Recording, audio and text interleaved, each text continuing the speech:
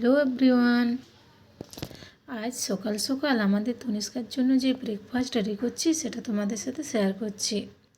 বাচ্চাদের জন্য খাবার তৈরি করলে প্রথমেই ভাবনাটা বন্ধ করে দিতে হয় যে সে খাবারটা খাবে কি খাবে না, কারণ আমরা আদৌ জানি না সে খাবারটা খাবে কি খাবে না। কোনো দিন এমন হয় বাচ্চারা পুরো খাবারটাই শেষ করে দেয়, আবার কোনো দিন একটুও মুখে দেয় না।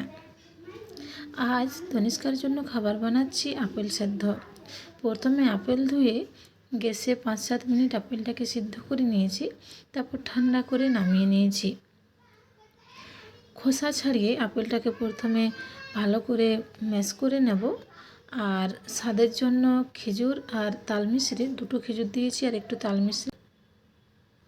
আপেলটা ভালোভাবে ম্যাশ করে নেওয়ার পর আবার গ্যাসে একটা পাত্র দিয়ে, পাত্রটা গরম হয়ে এলে একটুখানি ঘি দিয়ে ম্যাশ করা আপেলটা আর যে গ্রেট করা খেজুরটা তার সাথে যে মিশ্রিটা ছিল সেটা দিয়ে নিয়ে কিছুক্ষণ নাড়াচাড়া করলে সেটা আপেলটার সাথে খুব ভালোভাবে মিশে যাবে। তখনই গ্যাস বন্ধ করে নামিয়ে নিয়েছি।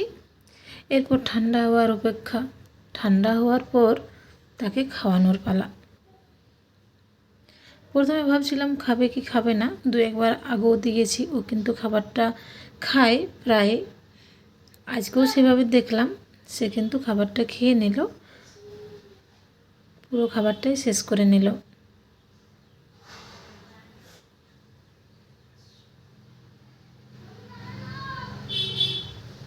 ও কিন্তু বসে নিয়ে খাবার খায় না, ও যেভাবে খেলা করে সেভাবেই ওকে খাওয়াতে হয়।